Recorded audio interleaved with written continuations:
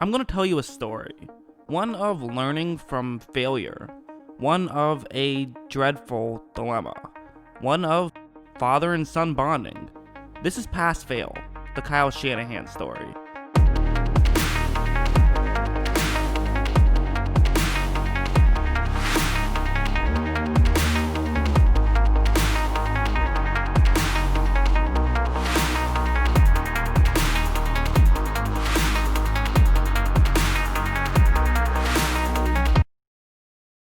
There's an old story that's honestly kind of cheesy, but I think it fits well here anyways. The idea is that there's this big evil businessman, and then there's somebody who works underneath him, sort of a middle management style. And the middle management guy wants to hire his son. The mean evil boss says, of course you can't do that. That's nepotism. You can't hire your son. You have to hire somebody else. And so, the dad, disappointed, but he has to do what his boss says. He hires somebody else. And then, 10 years pass, and all of a sudden, the son is now some super successful leader of another company, of a rival company, and they're able to put that first company out of business. It's cheesy, it's corny, we all get the message, right? Obviously, you shouldn't just practice nepotism. You shouldn't hire somebody just because they are your son or family member, but at the same time, you shouldn't not hire somebody just because they're somebody you know as well. If someone's talented and also related to you, that's not a bad thing to hire them then. That's kind of what the story is saying.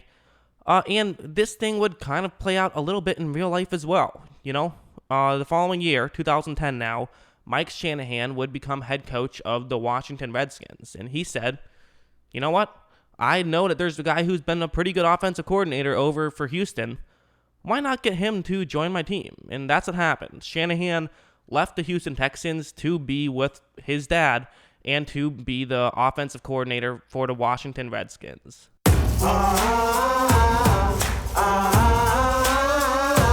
Adding Kyle and Mike Shanahan was not the only addition the Washington Redskins would get.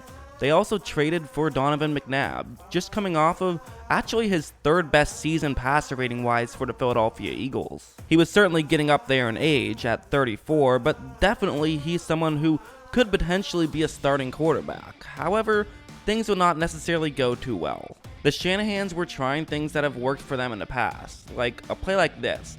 They pretend it's going to be a run through the top of the screen, but quickly hit a fullback or a tight end who's running out to the flat towards the bottom of the screen. But the problem with this is that Dallas is going to play man coverage, and they're going to play a lot of it, meaning that somebody is going to be covering the player who runs out to the flat no matter what. Like watch on this play, it just doesn't work out at all. A Dallas player is easily able to make this tackle because why would you be fooled for something if no matter what, you're already planning on doing something? And of course, the flip side in an argument like this of running a lot of man coverage is simply with the fact that, well, it makes running the ball a lot easier. But the problem is, with this Washington offensive line, running the ball was not going to be something that was really going to be too effective. While they did add Trent Williams in the draft, who's obviously a tremendous player and is still in the league and still a tremendous player, who actually now recently is now going to be playing with Kyle Shanahan, so kind of interesting stuff there. But really, for the most part, this offensive line was not very good. Like, on this play, what's going to happen is that they're going to have it's actually not even the offensive line on this one. It's the fullback and tight end go out to block those two Dallas players. You're going to have your halfback run in that direction. Those are the two key blocks you want to make. But really watch this fullback and watch how he is just going to not be able to win his own one-on-one matchup. The reality is they just didn't have those blocking tight end or fullbacks that could really make this system work. And their offensive line certainly struggled as well, which really meant that for the most part, they were just struggling a lot offensively. And when they wanted to go deep, like a play like this, for example, where you run play action, have a receiver run deep, and then cut back, it's going to move some of the linebackers to be closer in, which is certainly a good thing. But you look at that Dallas defender, he's going to be unblocked right here because Dallas is prepared for a play like this. So when McNabb fakes the handoff, he is immediately under pressure, has to completely just fire one and hope for the best, but he isn't able to get enough air under it because he had to throw off his back foot. And honestly, the team wasn't coached very well. I mean, the offensive line really struggled to pick up blitzes. A play like this, what's going to happen is that you see those 5 offensive linemen, and they all have to make sure they're looking at a certain Dallas defender. But you notice that there is one that I have circled, the black circle right there. He does not have an offensive lineman blocking him, so either has to be a tight end or it has to be a halfback blocking him, one of those two. However, neither do, and a Cowboys defender is able to get straight to McNabb, and again, he just has to fire it away. There's nothing else he can do. I mean, a lot of people like to blame Donovan McNabb for the struggles that happened this season, but it wasn't really his fault. He wasn't put in a great situation where he was running for his life for most of really the entire season. The Redskins would actually win this game, but they would win it by only scoring 13 points. They won 13-7. They then would have an overtime loss to the Texans, another loss to the Rams, and even though they rattled off a couple more wins, they really had a mediocre season to say the least. They even had one of the more insane ways you'll ever see a team lose a football game against Tampa Bay. It was in the pouring rain. They had just scored a touchdown to potentially tie the game.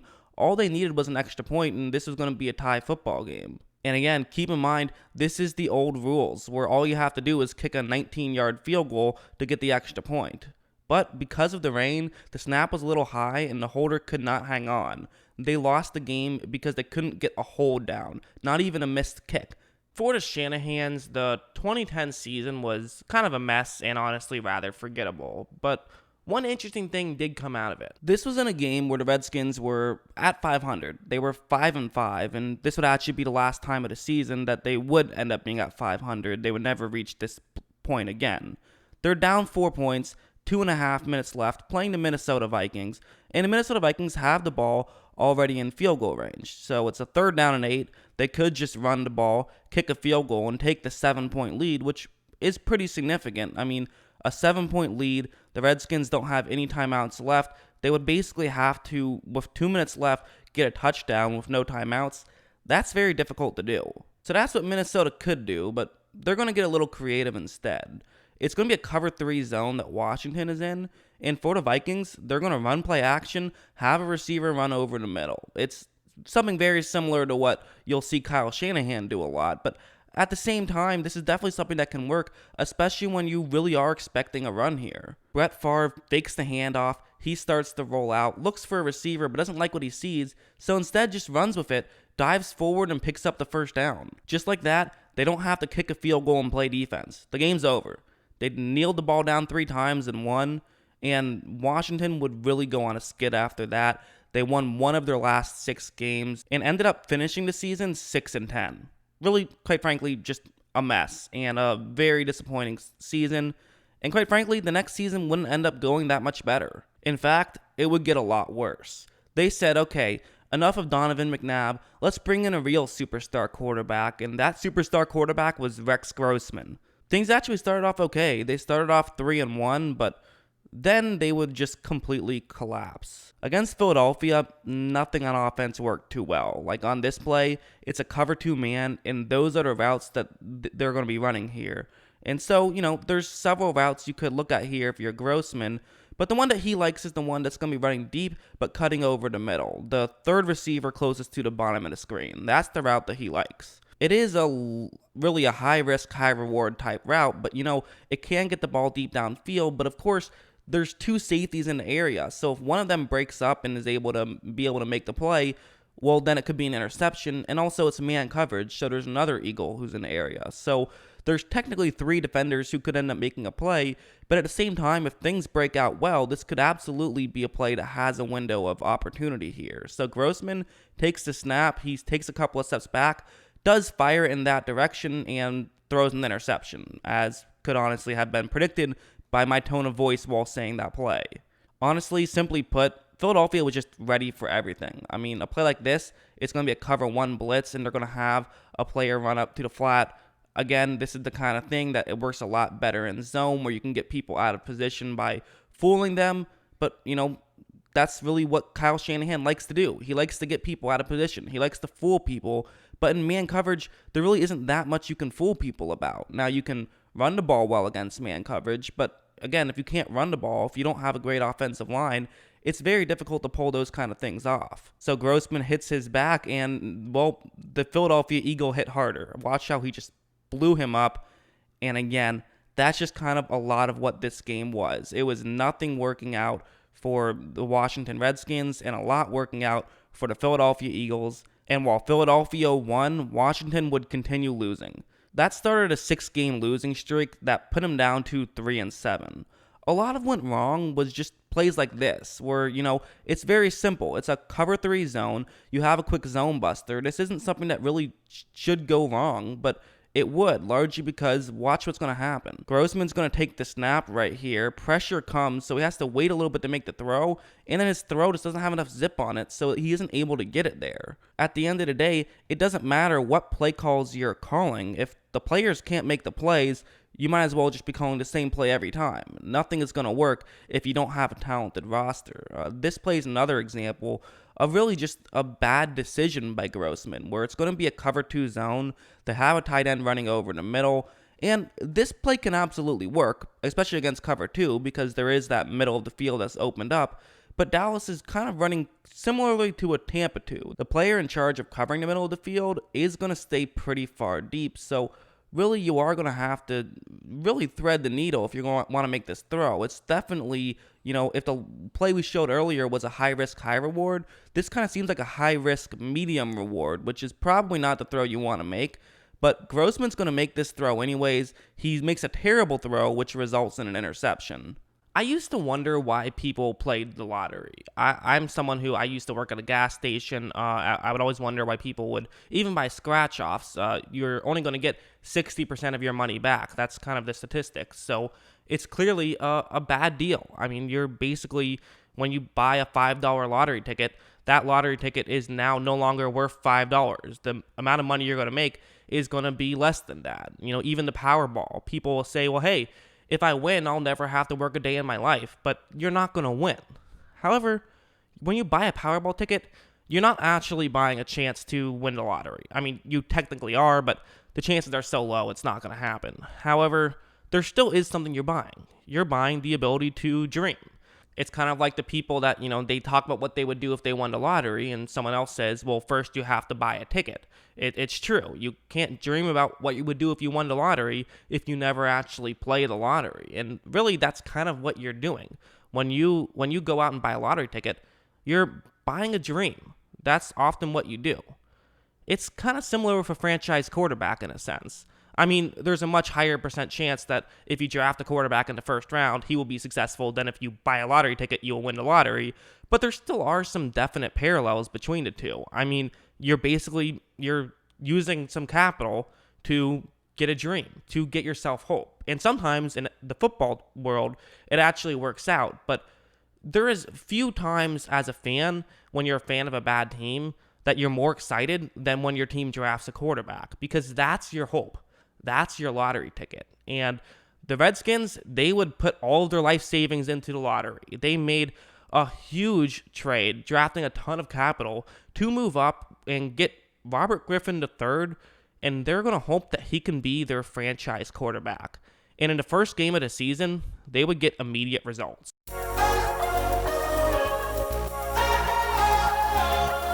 This is how the RPO system works, where what you're going to see on the screen is that those are the blocks. So, you have basically a gap that's going to be right in the middle where you could potentially run the ball through. But as you notice, there's a New Orleans Saints player who I have circled in black right there who is unblocked on this play. No Washington player is making sure that they block him. Now, you might be saying, wow, that's pretty stupid of the Redskins. Why would you just completely leave someone unblocked in this situation? Wouldn't you want to make sure that somebody is blocking him?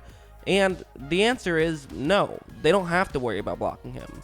Remember back what I talked about earlier, where you pretty much always have to leave somebody unblocked on a running play just because you have the numbers disadvantage? You don't have a quarterback running the ball, so therefore he is someone who has to basically get taken out of play, giving the other team a numbers advantage. But when there's an option play, this actually means that the running back and the quarterback are both involved, meaning that there is no numbers advantage up the middle for the defense. You could, of course, just have the running back run out to lead block and then have the quarterback follow him, but again, there's only so many iterations of that, and obviously Shanahan likes to do as many different things as possible. Plus, when you do something like that where you have a running back lead block for a quarterback, this means that the quarterback is getting hit every single time, and not just that, but it's a block that could go wrong. And you know what can't go wrong? Fooling that New Orleans Saints defender. Literally, you can't fail on that. I mean, you might be thinking, wait a second, there's no foolproof way to fool somebody. But there actually kind of is when you're doing a situation like this. It's essentially like playing rock, paper, scissors, but you get an extra second or two to decide what you're going to do than your opponent does. Because that New Orleans Saints player can do one of two things. He can crash in the middle and try to make sure he's taking away the run, but if he does that, then Griffin can just keep the ball himself and run to the outside and pick up some yards that way. If the defender then decides, okay, well, I'll stay to the outside and make sure I stop a quarterback run, well, now he's taken himself out of the play in that direction, which could allow for an easy run up the middle to gain some yards that way. No matter what, this play is going to work. The New Orleans Saints player crashes through the middle, Griffin keeps the ball himself and runs up and gains some yards. It's kind of a foolproof play, and you could say it's probably the most perfect play in football. I mean, if everything goes right for the offense, it's going to work every time. It's all just a matter of does everything go right for them. If they screw something up, something can go wrong, but as long as they all do their part, this play will work and gain you some yards every single time. And there's ways you can build off of this too. Like, for example, run a screen pass to the outside. That's what they're going to do here, where they have a receiver take a step back, they have another receiver blocking, and their left tackle is going to move out to block as well. So a couple guys moving out to block, you can then hit your receiver, and he will run until the New Orleans Saints safety, who I have circled in black, will eventually run over and make the tackle. So again, probably not going to go for a ton of yards, but it does go for something. I mean, as you see, the Saints player does make a tackle, but they're able to pick up a solid gain on that one. However, it actually does a lot more than just giving them some yards and picking up the first down. It also forces an opposing team to keep an extra safety there. You can't just have one safety deep and focus on the run throughout the rest. You have to be aware of them really stretching the entire field. A football field is 120 feet wide, and the Redskins want to make sure they're not just using 40 or 50 of those. They want to make sure they're using all of them. And so they do with plays like that. And of course, if you're so effective at the running game now, well, how can the patented Kyle Shanahan pass over the middle while running play action work? Well, it works like a charm. Like right here, it's zone coverage, which is what they want in this situation. They have a play action with a receiver running over the middle, and watch how well it works. Watch how close those New Orleans defenders run in, and watch how open that receiver over the middle gets. The safety also missed the play, so that resulted in a touchdown, but even if that didn't happen, that was still going to be a lot of yards. Yes, they kind of got a break there with a New Orleans player making a poor play, but that's also football. Sometimes teams make poor plays, and you're able to take advantage of that. That's always pretty good. I mean, really, at the end of the day, this offense is not just good, this offense is perfect. Shanahan was in danger of losing his job prior to this season, and both Shanahans were. However, after this game, things were looking up. They actually defeated the New Orleans Saints, the team they played in this game, 40-32. So offensively, they're looking pretty good. And now it seems like they maybe just have a franchise quarterback who in his first game can already play at a high level. I mean, it doesn't get much better than that, but it is going to get a little bit worse. Week 2, they would be in a back-and-forth game against St. Louis, and about a minute and a half left, they were facing a 3rd and 8 just outside of the 35-yard line. So you're in a position where you can try to kick a long field goal, but really you would like the first down right here. The routes you see on the screen, that's really one of those two routes is actually better than the other ones in terms of the ones cutting to the middle. The one closest to the outside that's cutting in, that's really where you want to hit. For one thing, this can work against man or zone coverage, so you don't even have to worry too much about the concept, which with a rookie quarterback in a high pressure situation, it makes some sense to go with a route that'll probably work no matter what. So there's already some logic there. And it's going to get close to the first down marker, but even if it doesn't actually get the first down, you can at least gain some yards and be in position to kick a field goal. So Griffin takes a snap, makes a pretty good throw. The receiver actually runs too far back, but he almost gets back to the first down, and then this would happen. What you see right now is terrible. What you see right now is a very bad situation that is about to happen. What you see with that St. Louis player is that he's getting ready to push a Washington receiver, He's annoyed. Just gave up a big play to allow him to get in field goal range. Some contact happens. He wants to get him off him. Maybe a little bit classless, but it's football, and quite frankly, when you play a physical sport, sometimes you'll cross the line a little bit. So you might be thinking, well, so what? I mean, if he crosses the line, who really cares? The worst case scenario would be that you get an extra 15-yard penalty, an automatic first down, and a much easier opportunity to kick a field goal, or hey, maybe even win the game in regulation.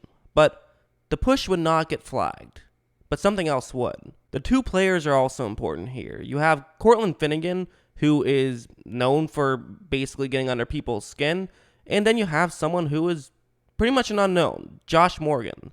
He actually had a pretty decent career, nothing crazy, but he had a couple of 500 plus yard seasons, but was certainly far from a star. But regardless, what's going to happen is when Finnegan pushes him, he throws the football back at Finnegan. Robert Griffin moves up to try to potentially run another play, but then shakes his head in disappointment. Now you might be wondering, how could they throw a flag on that against the Redskins? Any normal ref would simply just say, it's football. They got into a little bit of a scuffle. No big deal. Some refs might even throw the flag on Finnegan, the guy who did the initial push. He was the one who started it. Any normal ref would do that. But these are not normal refs. This was during the 2012 season when there was the replacement ref scandal, which ended a couple weeks later. But because of this really mishap, this is going to allow for St. Louis to be in a much better situation. Washington has no timeouts left, and facing now a 4th down and very long, they pretty much have no choice but to try a Hail Mary field goal from 62 yards, which would not even come close. It might have came close if it was 15 yards shorter, but it didn't, so doesn't really matter. Not necessarily the worst miss of Billy Cunliffe's career, but definitely still a frustrating 1-2 miss. You see that Shanahan and RG3 had nothing to do but just talk about the situation on the sideline. The play was over, the game was over, and just like that, they fell down to 1-2. Getting screwed by the refs like this is a once-in-a-season type thing, except sometimes it happens twice in a season. Sometimes it happens twice in 2 weeks. That would be the case for the Redskins. The very next week, they went on to face the Cincinnati Bengals. They found themselves down 14 late, but scored a touchdown to make it a 7-point game. They found themselves at their own 1-yard line, down 7 with no timeouts, but they were able to get pretty far. They got all the way to the 20-yard line of Cincinnati's, but Robert Griffin got sacked and they moved a little bit further back. They didn't have much time left, so they had to spike the ball with 7 seconds left. They were now facing a 3rd down and 25, 7 seconds at Cincinnati's 34. They basically needed essentially a Hail Mary, one last shot to see if they can get a touchdown. So certainly a long shot, but not no shot either. A Hail Mary from the 35, this can certainly be done, and we've already seen with the replacement officials, sometimes getting a Hail Mary doesn't even have to require you being able to get possession of the football. However, right before this play, there would be a false start. So, okay, not what you want, but also not a big deal. It's a false start. It is what it is. You go 5 yards back. You have to throw up a Hail Mary anyways. This isn't the end of the world. But the replacement officials didn't know exactly what was going on right here.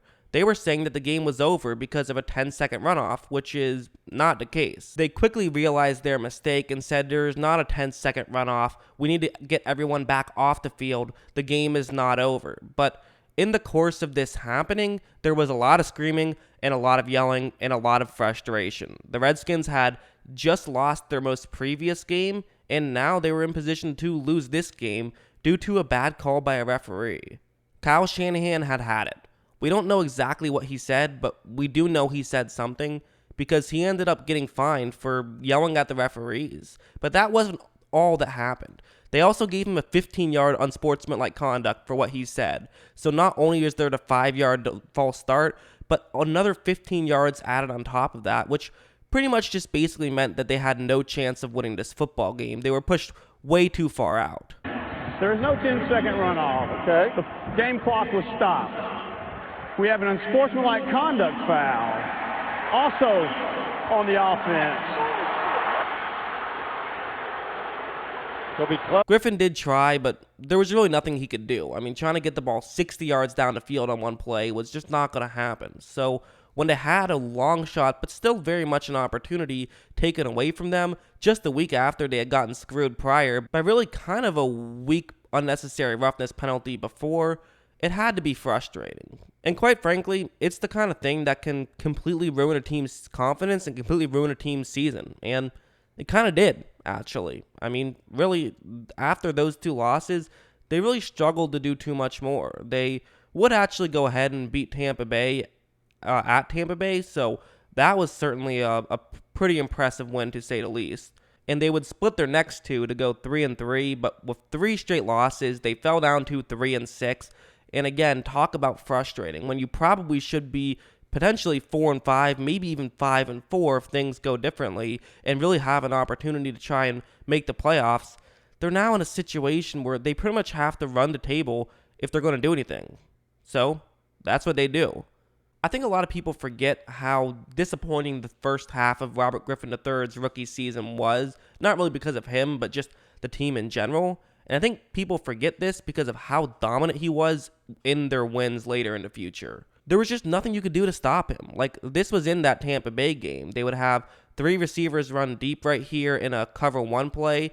And what Robert Griffin III is going to do is he is going to look in that direction. I mean, he does have a big arm, can throw it deep, but he also runs in that direction. And since nothing's open, he just takes the free yards and is able to get a huge run right there. Does take a big hit, but hey, I mean, you'll take it for a big run, right? I mean, that's definitely worth it.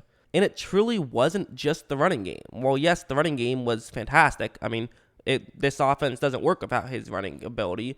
Honestly, Robert Griffin III had the best arm out of anybody in the Kyle Shanahan experience so far. Yes, even better than Matt Schaub. His arm was fantastic. Like a play like this, it's going to be a cover 4 zone, and he has a receiver running a route right over there, which, could get in the middle of those 2 defenders who are closest to the middle of the field.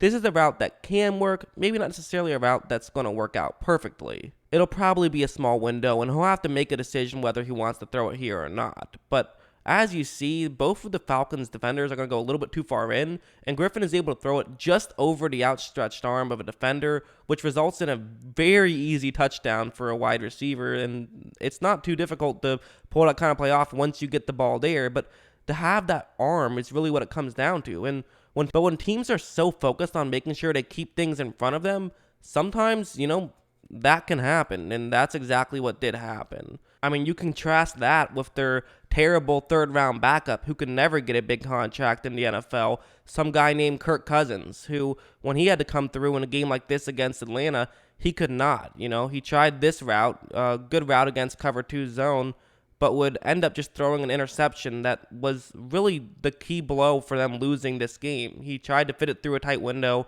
didn't have the arm strength to get it through there, and it wasn't really open to begin with, just a bad read. Those are things that you don't have to worry about with Griffin. It really kind of all started with the game against Philadelphia. That was their first game in this win streak that they would go on. They were currently 3-6 heading into it, but they would completely blow the brakes off of the Philadelphia Eagles right coming off of their bye, really beating them by 31-6, and it was a really dominant performance. Like, a play like this really goes to show how well RG3 can help a team, where what Philadelphia is going to do is they're going to have their edge rusher, make sure that he's containing the halfback right there. And in order to do that, you have to have another Philadelphia defender run outside to make sure he's containing Griffin. But when they both do that, Griffin can easily just flip it up to a back who's going to be wide open in the flat for a touchdown. You put so much emphasis on Griffin to stop him, it opens up so many other doors. But if you don't put that emphasis on Griffin, he will completely obliterate you. There's no winning against a guy like him. And he's not just someone who is skilled, he was a smart player too. Like a play like this, it's going to be cover 3 zone, they're running play action and also have a receiver potentially running around as well, but they're not going to worry about that. Instead, what you really want to look at is going to be one receiver who's cutting over the middle of the field and another receiver who's running deep. The reason why you do this is because the receiver who's running deep basically is going to push the safety who's deep further deep, which can widen up this gap, because what you don't want to have happen is the safety to crash in and break up the play over the middle. However, when Philadelphia's safety does crash in to try to break up that play, Griffin notices it, throws a deep ball towards the end zone, and they're able to get a touchdown. Again, just realizing this stuff in real time and being able to make the plays. Not only is he somebody who can run, and not only is he someone who can pass, but he can read. He can read pass option. You have to be able to do all 3 of those facets if you're going to be successful in this kind of system, and he can do all of those, which is why this system is working so well. You also would see opposing teams just make countless mistakes. Like on a play like this, it's man coverage. They're trying to make sure they stop the run. It's 3rd down and 1, so you're expecting a run here, and you're usually expecting a run with Griffin, but when he decides to instead take a step back, he is going to have that player who you see right there on the screen who is running a deep route. The Dallas defender just isn't going to pick him up because he's expecting a run so much, he completely even forgot who his assignment was. He started running towards somebody else because he was so much expecting a run there. The Kyle Shanahan system is all about deception, and it's so easy to deceive people with these kind of opportunities. I mean, a play like this, cover 3 zone, you have a receiver running over the middle. Kind of something we talked about, but really what I want you to notice is going to be how far all of those New York Giants players are going to run in here. They completely are expecting a run. Griffin is easily able to hit a wide open receiver, and they're able to get the ball past midfield. Things were working out perfectly, but, keep in mind, this is not a perfect situation just yet. Definitely not at all. They had to win every single game, and really their biggest test would be against the Baltimore Ravens on December 9th, where this is going to be a very pivotal game. They're down by 8 points in the final minute of the game, so they need to score a touchdown here. If they don't score a touchdown and convert to 2-point conversion, it's over. If you follow my own personal YouTube channel, you might have noticed that I talked very positively towards Matt LaFleur, and one of the reasons why I did was because of one of his great play calls where it was a fake pick essentially. He did this in a playoff game, it worked out, they were able to get a touchdown to Devontae Adams. It was a very smart play, but I had no idea that it had actually been done 8 years prior. What's going to happen on this play is that fake pick play, where you're going to have both receivers fake as though they're about to run a pick, but then they're going to stay back, and watch how well it works. They both run in, then run to the outside, and a Baltimore defender completely got fooled. He fell for it, and they're able to get the touchdown. Again, that doesn't mean anything, though. You have to get the 2-point conversion, or you will lose this game and probably not make the playoffs, but that was no concern for the Washington Redskins. Once again, it's going to be something that you might have a very familiar feel towards. You look at this play, it's man coverage with a couple of double teams towards the players closest to the middle of the field. If you remember this, you can remember that Matt Shaw ran a touchdown with a very similar play. And so that's what they're going to do here, and it's a lot easier when you have a quarterback who can run with the football. But wait a second. You might be thinking, Robert Griffin III looks a lot paler in this photo than I remember him. That's because this is not RG3, this is once again Kirk Cousins. So yes, they're going to run with the football here, but they're going to do it with Cousins, which is part of the reason why it can actually work. If it was RG3, they'd be expecting a run here. Why is Cousins in this game? Well, because for the second time this season, Griffin has been injured and now has to try and come back from an injury, so now you need to rely on your backup quarterback to do well. However, Cousins was able to run this draw play well, took a big hit, but, took one for the team, was able to get the game-tying 2-point conversion in a game that they would eventually win in regulation and would need to win, as it kept the win streak alive, as they would go on to completely run the table and make it to the playoffs for the first time in Kyle Shanahan's young play-calling career. I would give Kyle Shanahan some credit for winning a couple of games with his backup quarterback, but, let's be real. Kirk Cousins is no backup quarterback. He's turned into a very good starting quarterback in the NFL. So, there is that asterisk to it. But anyways, they would make the playoffs. They went on this big win streak.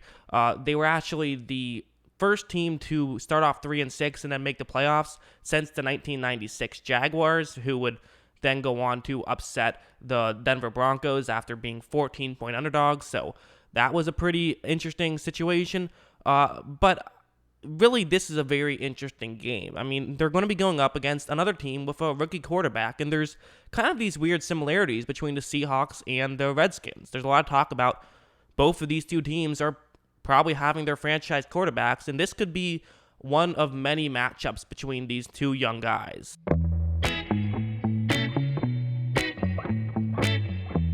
The playoff game wouldn't start off good for the Redskins. It would start off great. This is what's going to happen. They're going to be first, really this is just going to be the entire first drive. What you're going to see is that I think this drive will really show how well this system can work and really kind of show how unstoppable this team was at times. Where what they're going to do is, that's going to be the blocking concept. Every Seattle defender is taken care of, and this play is going to work out. They're going to get some yards right off the bat here. A run to the outside, something we know Shanahan likes, and they're able to pick up a few yards, get halfway to the first down marker just like that, and this is what this offense is all about. setting things up and making the next play easier than the last play. Then what they're going to do, they ran a play to the sideline on the bottom of the screen. Now they're going to run a play to the opposite sideline. They're going to run a screen pass where several players are going to actually have to run out and try to get to Seattle defenders who are pretty far away. So this is a difficult play to pull off for sure, but a lot of really what made this work out was the fact that Griffin was able to get the ball very quickly to that receiver who fell forward and picked up the first down. That's actually a much more difficult play to pull off than I think it might seem on paper. I mean, you have to fake the handoff and then turn around and make a very accurate throw, but that's what he was able to do, and just like that, they're moving the ball down the field. They would then run this play. Rather basic play if we're being honest. I mean, just a pretty standard run, really your typical Kyle Shanahan run more than anything, but really what's going to come down to here is going to be how well blocked this play is going to be. Everyone makes their blocks on this play, and really it comes down to a safety coming in to finally make the tackle on it. So far, I mean, everything is working for the Redskins. If they can make their blocks, honestly, it's very difficult to beat this team, and they picked up a 9-yard gain on that one. So just needing 1 yard, they're going to say, you know what, now is a good time for that good old-fashioned RPO, and that is exactly going to be what they're going to dial up here, where here it is. So you have two Redskins players move up to block people in the middle of the field, not necessarily defensive linemen. You also have a receiver blocking the defensive back who's covering him. That part is pretty simple, but now you have an Atlanta player who is unblocked right at the line. So, you know, the RPO part of this is definitely going to be key here. Griffin either makes sure that it's really just going to come down to he has to read what the edge rusher is doing. If the edge rusher crosses towards Griffin, Griffin keeps the ball himself and runs out to the outside. If he stays to the outside to where Griffin would run if he was running, then you just hand the ball off to your halfback. It's a very simple play, and it's a great way to get a yard, and it does just that. It gains some yards, and Griffin tries to go towards the sideline and takes a hit. If he just ran further in, he could have easily gotten the first down and slid, but he was trying to protect himself, and that might not have necessarily been the best way to do it. However, it's the playoffs, and if Griffin's going to go down, it's certainly not going to be due to a hit like that. So now that they've had some success through the running game, Seattle might try to make sure they don't allow them to have more success through the running game, and Kyle Shanahan knows this, so he's going to run play action and have a receiver run the route like that against zone coverage, which Seattle runs a lot of cover 3 zone, which makes this work out even more. So this is definitely the right time to dial this up, and it's going to work out. Watch how that receiver does get open. Griffin makes a great throw, and they're able to get a chunk play and get the ball all the way inside the 25-yard line. From here, they have Seattle in the palm of their hands. Everything they're doing is working. So they're going to just go with an outside run right here. Once again, they're going to actually have two Redskins pull over, and then they're going to have the other two Redskins block at a different angle. Again, those different angles is what Shanahan loves because you don't expect someone to be blocking you from there. It's a way to fool the defense, and it works out pretty well, I would say so, because they nearly get a touchdown out of it and do get a first down and goal. Now you have 3 shots to get a touchdown, and even if it doesn't work out, you still get 3 points. This first play is going to be an interesting one where, you know, they want to just basically run the ball and see if they can score a touchdown that way. So, pretty basic. The way they're going to try to run block here is to have a double team, and then they have multiple players move up to block those 2 Seattle defenders. You know, everyone is accounted for, so if everyone makes their blocks well, this play can work out. You know, I mean, that's kind of how this whole system works, is everyone has to make their blocks for the play to work, but if they do, it can always work. I mean, honestly, that's how running games in general work, is just you have to make a block. It's easier to make a block than it is to make someone miss a block, but it's more difficult to do it when you have to make 5 blocks on a select play. And this time, it is not going to work out. Seattle is able to win their own one-on-one matchups and make the play to not give up a touchdown. Shanahan could try it again. It wouldn't be the worst idea in the world, but he says, you know what? I have a very good play at my disposal, a play I really like that I want to use here. This is a play that can work a large percentage at a time. Maybe I could save it, but you know what? It's the playoffs. It's second down and goal. It's the opening drive of the game for us. Let's just get a touchdown right here. The way the play works is that it's going to start off as though it's a rollout for Griffin to the bottom of the screen. You have 2 receivers run to the outside. really it looks like Griffin is going to try to throw it to one of them, right? I mean, that's typically what you do with a rollout. But the receiver on the top of the screen is going to run that route right there. And basically, this is, again, all about deception. You get Seattle thinking that it's going to be a pass to the bottom of the screen. You have a receiver open there. It's a good way to basically just fool your opposing team. Griffin runs this play very well, eventually sees a player, but really just a great job by KJ Wright to notice it at the last second and knock the receiver out of bounds. Just a smart play, just heads up football and understanding what you're supposed to do, and at the last second being able to save it for Seattle.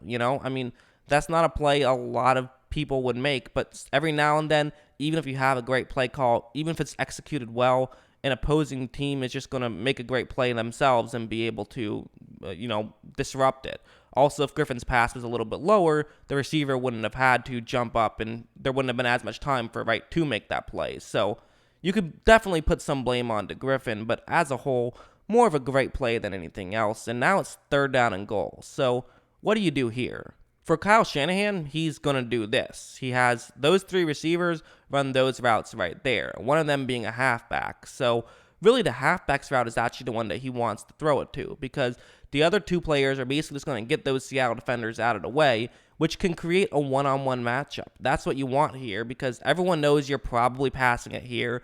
4 yards out is a little bit too far for a run most of the time. So it's probably going to be a passing play, and as we know, it is. And so right here, when the halfback is cutting in, he is winning his own one-on-one matchup, but there's a safety who notices this, and it's going to try to crash in. So this is far from a guarantee for sure, but look at Griffin's throw and how quickly he gets it there, is able to get the touchdown, and just like that, they find themselves up 7-0. And honestly, the success would continue. Later on in the first quarter, they would get the ball back inside the 5, and in another 3rd down and goal situation, this play would happen. Again, there's going to be one-on-one matchups, and those are the routes that the receivers on the top of the screen are going to be running, but the route I want you to take a look at will be the tight end's route, who's going to be cutting up towards the sideline, mostly because I think a Seattle defender actually just misunderstood his assignment here. It looks like it's man coverage, but he thought it was zone, which allows a tight end to get wide open. Griffin notices it instantly, and they go up 13-0, which would soon be 14-0. Just like that, you have a 14-0 lead. Things are looking great, but they would stop looking great at a certain point, that is for sure. I mean, really, it's not a terrible situation. The Seahawks do get the ball back. They kick a field goal with about 10 minutes left in the second quarter. And so then on a 3rd down and 2, you don't want to allow them to get the ball right back. So this is what the Redskins are going to be doing. They have a cover 3 zone they're going up against. They have 2 receivers running those 2 routes, which makes a lot of sense. It's really a great way to beat cover 3. So this is a great situation. But the problem is, now we saw earlier a Seattle defender screwed something up. Well, now a Redskins receiver is going to screw something up, as both of them end up running the exact same route, which is definitely not a good thing. The whole point of this play is that you get them spread out because a Seattle defender can't cover 2 spaces at the same time. But if you're both in the same area, this play does not work out at all, so Griffin has to now try and find something else because his teammates screwed up, and he does have something else that's open. That receiver is getting ready to run into what he sees as a gap in coverage. He knows the play now, so he can just, use his own mind to try to run over to what could potentially be open. He sees that, and so he's going to try and get open. And Griffin is going to have to scramble a little bit because there is pressure now since the initial play didn't work. It's taking a little bit longer than they expected. This is totally just improvisation, but you know what? Sometimes this can still work out.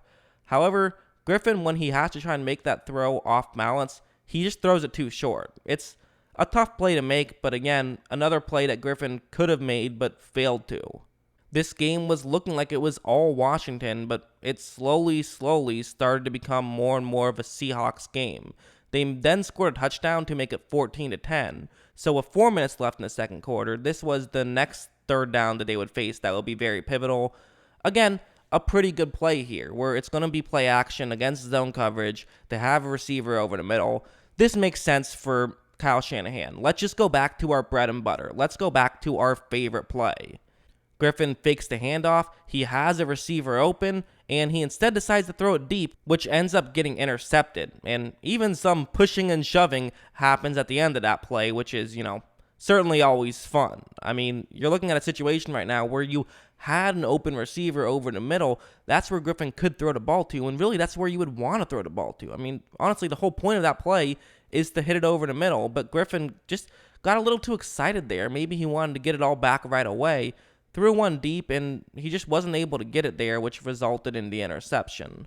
Seattle would kick a field goal, so what was once a 14-0 game is now just a 1-point game. But with 6 minutes left in the third, they would be facing another 3rd down and 11 here, and they're going to run just a pretty simple pick play. So perhaps a little bit of a curious choice to run on 3rd and 11, but at the same time, Seattle's not really expecting it, so it can work out, and it is going to work out. A receiver gets wide open on this play, and Griffin just throws one nowhere close to him. I mean, that was just a terrible throw by Griffin. Honestly, I watched that play a couple times to make sure it wasn't tipped at the line. It wasn't. Griffin screwed up. Griffin is now making mistakes, which is definitely a very bad thing, and kind of the disadvantage of having a rookie quarterback in a playoff game is sometimes they do that. They make mistakes. And while it would be easy to just, write this all off as it's Robert Griffin III screwing up because he's a rookie quarterback, but Shanahan did nothing wrong, and everything he wanted to do worked out perfectly, but that just wasn't the case. I mean, now later on, this play would happen, and this play is when we're really starting to get into the importance of this football game. I mean, what's happening on the situation is that this is once again still just a 1-point game, but they have the ball at their own 5-yard line. They're going to try to run play action and get a receiver running a slant route, but again, Seattle at this point, they're aware of things like this happening, so they're not too concerned about this. So Robert Griffin III, he fakes the handoff, but Seattle's all over it. Griffin doesn't know what else to do, and he just gets sacked because nothing else was open, and pressure did get there pretty quickly. So again, it wasn't all Griffin's fault whatsoever. Shanahan was a little bit overwhelmed at times as well. He had some really good plays early on, and things were really rolling early on, but when Griffin started to make mistakes, things were going a lot more difficult. I mean, keep in mind, what is the whole basis of this offense? It's a perfect offense, It's an offense that cannot fail unless the own players don't execute. But the problem is that it's very difficult to execute 100% of the time, and you are going to screw up, especially when it's your first year running this kind of offense. It really started to feel like they're in a horror movie, where no matter how fast they run, they can't get away from the monster. They got up early, 14-0, but Seattle was just hanging around, and they just could not score any more points. It's like Kyle Shanahan's offense is stuck in quicksand right now. Not too much later, they would face a 3rd down and 7 with 11 and a half minutes left in the football game. Still up, though, so, a real opportunity to really kind of put this game away, and they would have a pretty good opportunity in terms of the play on paper. It's cover 2 man that they're going up against, and that's the route that Robert Griffin III is going to look to throw to. This is a good route against this type of coverage, and it's really definitely something that can get open. So in a pivotal moment, it really is going to come down to, can Griffin finally make a throw that he has kind of been missing all night? And that answer is going to be no. He once again misses it. Yet another missed opportunity by Griffin, and yet another missed opportunity for this offense. They had a prime opportunity to potentially get the ball to midfield. They could have even gotten a field goal at the least, which would have forced Seattle to have to get a touchdown to take the lead. But they failed yet again, which again is going to put Seattle right back into an opportunity where they have a chance to potentially win this football game. And finally, the horror movie villain would catch up to the protagonist. Seattle would take the lead. They would score a touchdown, even go for 2 and make it a clean 7-point game. And so now Washington, well, they don't have much choices left. They pretty much need a touchdown to tie the game at the very least. The offense hadn't gotten anything going, and they were facing a 2nd down and 22 at their own 12-yard line, so another terrible situation, but honestly, that would not be the worst of situations they're about to get. They were about to receive a dagger in the worst possible way. The ball was a low snap. Griffin, when trying to get it, looks like he twisted his leg and resulted in Seattle getting the football at the 5-yard line. This is terrible for several reasons. One, the game is over. Not necessarily, but the game is realistically over. The other is RG3's career essentially died on the same play. It certainly wasn't the last we would ever see of Griffin, but this would be the last that we would ever see of this Robert Griffin. The Robert Griffin III that was feared. The Robert Griffin III that had an opportunity to run the perfect offense. A low snap and an awkward step, and that's all it took. That was it for Griffin. You know, the game wasn't officially over, but it might as well have been. You know, Cousins tried to come through, see if he could do something. They were now down 10 at this point because Seattle was already in great field position. They could easily kick a field goal to make it a 2-score game. And on a 4th down and 14, this is the play that they were going to be running. It's you know, several routes that could potentially get open here for Cousins. But again, Cousins is coming in cold, totally not expecting to make this play, and now he's in a high-pressure situation. And so when Seattle blitzes, a man gets completely free. Cousins throws one up, but has no opportunity of converting. And just like that, Seattle was able to win this football game. And this was, in several ways, a huge blow to the Washington Redskins. The eulogy of Robert Griffin III leads of a dynamic player who was gone too soon. You know, it's the age-old question about a running quarterback. If you have a quarterback who runs around a lot, well, he's more likely to get hurt. So therefore, it's kind of a disaster waiting to happen. But the flip side is that if you have this kind of quarterback and you don't have him decide to run the ball a lot, well, then you just have a not very good quarterback. What made Robert Griffin III so effective was his running ability, and without it, he just isn't the quarterback he really can be. But at the same time, he couldn't stay healthy by being a guy who ran the ball a lot. It's a really a catch-22 in a very frustrating situation that's sort of disguised as a beautiful one.